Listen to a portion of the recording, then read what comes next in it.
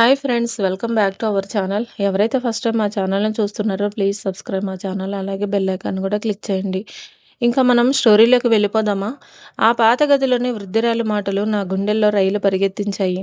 నా చెయ్యి పట్టుకొని ఏడుస్తున్న ఆమెను చూసి నా కళ్ళ వెంట నీళ్లు తిరిగాయి. అమ్మా, నన్ను రాకుమారి అంటున్నావేంటి? అసలు నా కన్నవారు ఎవరు? నా గతం ఏంటి? ఆ వృద్ధురాలు నా వైపు, ఆ తర్వాత ఆర్యన్ వైపు చూసి సుదీర్ఘ శ్వాస తీసుకుంది. అమ్మ, నా పేరు పార్వతమ్మ. నేను ఒకప్పుడు ఈ చంద్రగిరి సంస్థానానికి నమ్మకమైన పని మనిషిని.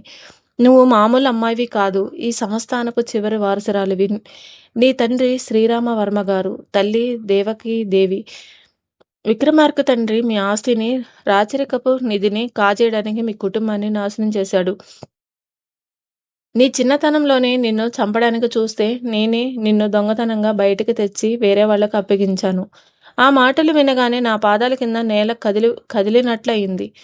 ఆర్యన్ నన్ను దగ్గరికి తీసుకుని శాంతపరిచారు. ఆయన కళ్ళల్లో ఈ గతాన్ని ఎలా ఎదుర్కోవాలనే ఆలోచన స్పష్టంగా కనిపిస్తుంది.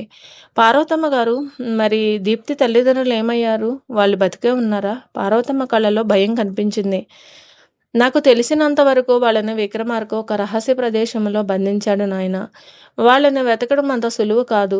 విక్రమార్క చాలా ప్రమాదకరమైన వ్యక్తి.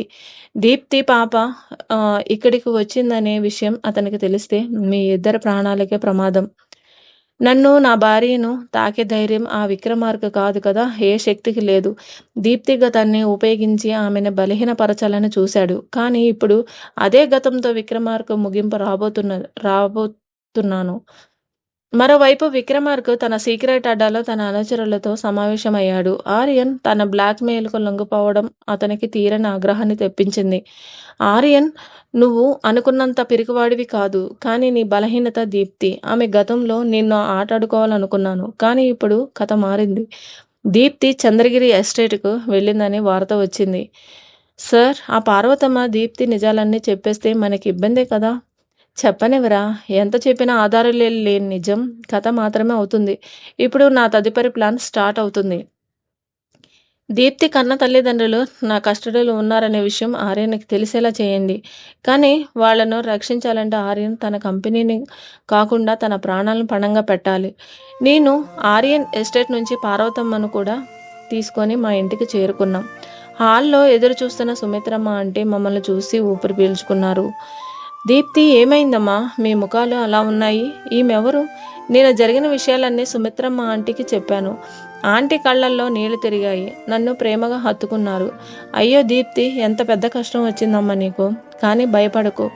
ఆర్యన్ నీ పక్కన ఉన్నంత వరకు నీకు ఏ ఆపద రాదు. భగవంతుడు నిన్ను ఈ ఇంటి కోడలిగా పంపింది ఈ న్యాయాన్ని గెలిపించడానికి. ఆర్యన్ నా వైపు చూస్తూ చిరునవ్వు నవ్వారు. దీప్తి, శత్రువు మనల్ని భయపెట్టాలని చూస్తున్నాడు, కానీ మనం ధైర్యంగా ఉన్నంతకాలం వాడి ఆటలు సాగవు. రేపటి నుంచి మనం కేవలం రక్షణలో ఉండడం కాదు, విక్రమార్కపై రివర్స్ అటాక్ స్టార్ట్ చేయబోతున్నాం. ఆ రాత్రి 10 గంటల సమయం. ఇంటి కాలింగ్ బెల్ మోగింది. ఆర్యన్ వెళ్ళి తలుపు తీశారు. బయట ఒక కొరియర్ బాయ్ ఒక చిన్న ప్యాకెట్ ఇచ్చి వెళ్ళాడు. ఆర్యన్ ఆ ప్యాకెట్ ఓపెన్ చేయగా అందులో ఒక పాతకాలపు రాచరికపు ఉంగరం, దానితో పాటు ఒక లెటర్ ఉన్నాయి. ఆ ఉంగరం చూసి పార్వతమ్మ ఒక్కసారిగా అరిచింది. పార్వతమ్మ, ఇది శ్రీరామవర్మ గారి రాజముద్ర ఉంగరం, దీప్తి పాప తండ్రి గారి ఉంగరం. ఆర్యన్ ఆ లెటర్ చదవడం మొదలుపెట్టాడు. లెటర్లోని విక్రమార్క్ మెసేజ్: ఆర్యన్, నీ భార్య తండ్రి ఆనవాళ్ళు నీకు పంపిస్తున్నాను. దీప్తి తన కన్నవారిని చూడాలనుకుంటే రేపు రాత్రి 12 గంటలకు నగర శివారులోని పాత మైనింగ్ ఏరియాకు రావాలి. కానీ ఒక షరత్, నువ్వు ఒక్కడివే రావాలి. పోలీసులకు చెప్పిన దీప్తిని వెంట తెచ్చిన నీ మామగారి శవాన్ని మాత్రమే చూస్తాం. విక్రమార్క్ పంపిన లెటర్ చదివిన తర్వాత హాల్లో భయంకరమైన నిశ్శబ్దం అలుముకుంది. నా గుండె వేగంగా కొట్టుకుంది. నా కన్న తండ్రి ఉంగరాన్ని చూస్తూ పార్వతమ్మ ఏడుస్తుంది.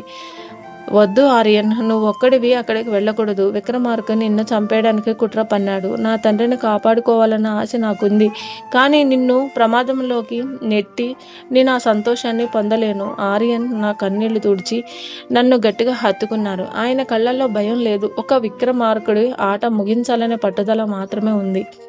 దీప్తి, భయపడకు. శత్రువు మనల్ని భయపెట్టడానికి వ్యూహాలు వేస్తే మనం వాడిని అంతం చేయడానికి వ్యూహం రచించాలి. విక్రమార్క నన్ను ఒక్కడినే రమ్మన్నాడు. కానీ నేను అక్కడికి వెళ్ళేది ఒంటరిగా కాదు, వాడి పతనానికి నాందిగా. ఆర్యన్ వెంటనే తన నమ్మకమైన సెక్యూరిటీ హెడ్ సూర్యాన్ని పోలీస్ కమిషనర్ను సీక్రెట్ కాంటాక్ట్ చేశారు. విక్రమార్క్ లెటర్ ఇచ్చిన ఆధారాలతో మైనింగ్ ఏరియా మ్యాప్ను ల్యాప్టాప్లో ఆన్లైన్ చేయడం మొదలుపెట్టారు.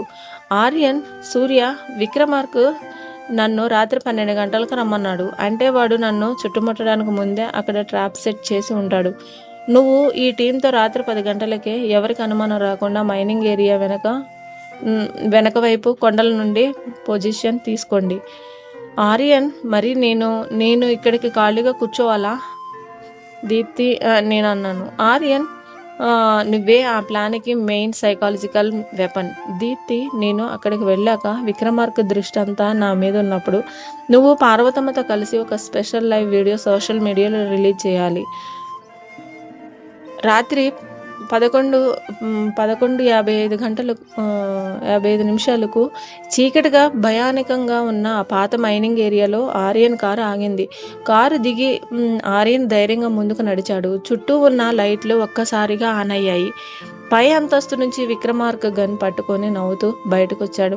అతడి వెనుక కొందరు రౌడీలు, ఒక కుర్చీకి కట్టేసిన ఉన్న వృద్ధుడు కనిపించాడు. వావ్ ఆర్యన్, నిజంగానే నీ పెళ్ళం మీద మామగారి మీద చాలా ప్రేమ ఉంది. ఒక్కడివే వచ్చావు, కానీ రాత్రితో నీ అధ్యాయం ముగిసిపోతుంది. విక్రమార్క్ గన్ చేతిలో ఉంటే సరిపోదు, దాన్ని వాడే ధైర్యం, బుద్ధి ఉండాలి. నువ్వు నన్ను ఇక్కడికి రప్పించి పెద్ద తప్పు చేశావు. విక్రమార్క్ రౌడీలకు సైగ చేయబోతుండగా అతని ఫోన్ బెల్ మోగడం మొదలైంది. ఒకదాని తర్వాత ఒకటి వరుసగా ఫోన్ కాల్స్. అతని అనుచరుడు పరిగెత్తుకుంటూ వచ్చి, సార్, సోషల్ మీడియాలో రచ్చ జరుగుతుంది. దీప్తి గారు ప్రత్యక్షంగా లైవ్ వచ్చి చంద్రగిరి సంస్థానం ఆస్తుల మోసం మీరు శ్రీరామ వర్మ గారిని బంధించిన ఆధారాలన్నీ హోమ్ మినిస్టర్ మీడియాకు పంపించారు. డిపార్ట్మెంట్ అంతా అలర్ట్ అయిపోయింది అని చెప్పాడు. విక్రమార్క్ ముఖం తెల్లబోయింది. అదే సమయంలో ఆర్యన్, సెక్యూరిటీ టీం మరియు పోలీసులు మైనింగ్ ఏరియాకు చుట్టుముట్టారు. చెప్పానుగా విక్రమార్క్, నా భార్య దీప్తి సామాన్యమైనది కాదు. నీ సైకాలజికల్ డ్రామాలకు తను భయపడదు, ఎదురు దెబ్బ కొడుతుంది. పోలీసులు విక్రమార్క్ రౌడీలను చుట్టుముట్టారు. ఆర్యన్ వేగంగా వెళ్ళి కుర్చీకి కట్టేసి ఉన్న శ్రీరామవర్మ కట్లను విప్పాడు. కానీ ఆ వృద్ధుడు ఆర్యన్ వైపు చూసి భయంతో వణికిపోతూ, నన్ను వదిలేయండి, నాకేం తెలియదు. విక్రమార్క్ నన్ను డబ్బులిచ్చి నాటకం ఆడమన్నాడు. నేను శ్రీరామవర్మను కాను. నా మాట వినగానే ఆర్యన్కు, పోలీసులకు మైండ్ బ్లాంక్ అయింది. విక్రమార్క్ బిగ్గరగా నవ్వడం మొదలుపెట్టాడు. ఆర్యన్, నన్ను ఉచ్చులోకి లాగాలనుకున్నావా? ఈ ముసలాయన అస్సలు శ్రీరామవర్మే కాదు. ఇది నిన్ను ఇక్కడికి రప్పించడానికి నేను వేసిన చిన్న ఎర మాత్రమే. నువ్వు ఇక్కడికి నాతో మైండ్ గేమ్స్ ఆడుతున్నప్పుడు నిజమైన శ్రీరామవర్మ ఎక్కడున్నాడో అక్కడ దీప్తికి ఏమవుతుందో ఊహించుకో. ఆర్యన్ గుండె ఆగిపోయినంత పని అయింది. దీప్తి ప్రమాదంలో ఉందా? అసలు శ్రీరామవర్మ ఎక్కడున్నాడు? విక్రమార్క్ వేసిన అసలు ప్లాన్ ఏంటి? దీప్తిని కాపాడుకోవడానికి ఆర్యన్ ఎలా పరిగెడతాడు? రాబోయే ఎపిసోడ్లో ఈ సైకాలజికల్ వార్ ఎలాంటి మలుపు తిరుగుతుందో చూద్దాం. Thanks for watching.